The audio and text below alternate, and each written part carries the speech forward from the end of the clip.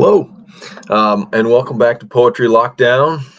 We're at day 355, which means it's almost been a year of these crazy little web video poem things that I'm doing. So one of the really cool things about this series has been connecting with people I don't know, and also reconnecting with people from past lives that I've lived. So one of those, way back in the day, I used to be a high school football quarterback at St. Agnes, and one of my offensive linemen, Josh Lewis, has followed these poetry lockdowns, which has been a joy. So thanks, Josh, and has requested on multiple occasions, "Hey, how about some Charles Bukowski?" And here you go, Josh. So I didn't really know Charles Bukowski's work very much before about a week ago. Started reading some of his poems. And this is one of the favorites that I read. So Josh, hopefully you enjoy this, and anybody else listening. Charles Bukowski, I think this is a real masterpiece. All right, The Tragedy of the Leaves by Charles Bukowski. I awakened to dryness, and the ferns were dead. The potted plants yellow as corn. My woman was gone, and the empty bottles, like bled corpses, surrounded me with their uselessness.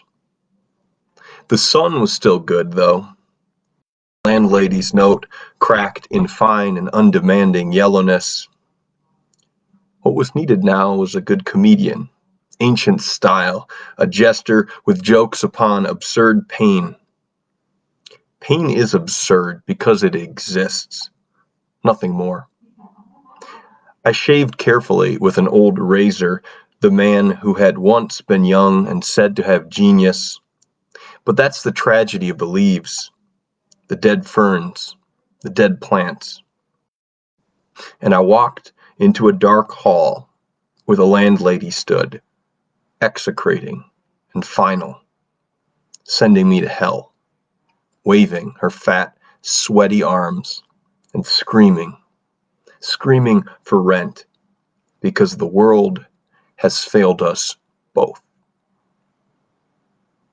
Charles Bukowski, The Tragedy of the Leaves.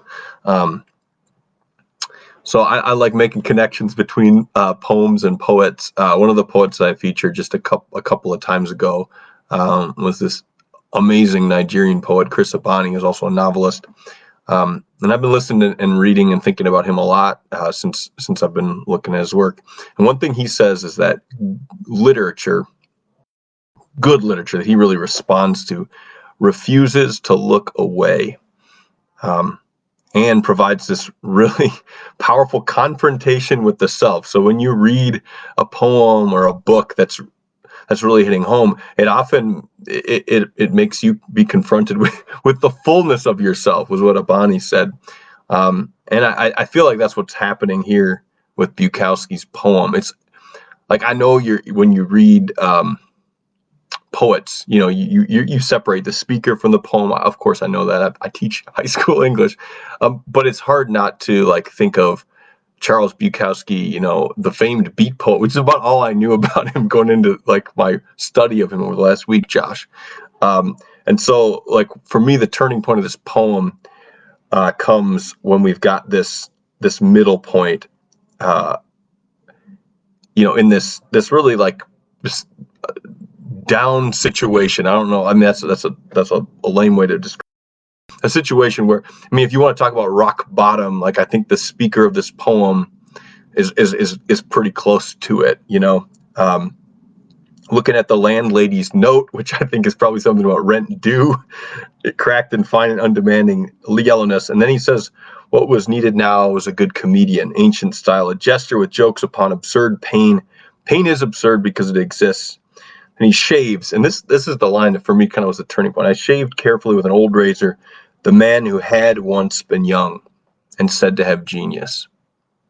It's hard not to think when you're thinking about a writer of poems and writing this, sort of like a writer reflecting on all the things that he or she wished that they could have accomplished, and kind of the emptiness of it, the vanity of it.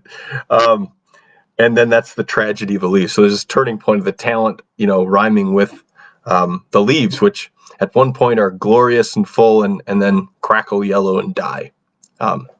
So he refuses to look away from that reality of life. And I really admire that. I think it's a masterpiece. It's not like an easy masterpiece. It's not a masterpiece that consoles, but I think it's a masterpiece that looks and then refuses to look away. So that's what I admire about this poem, Josh. Feel free to offer your own interpretation since you requested it.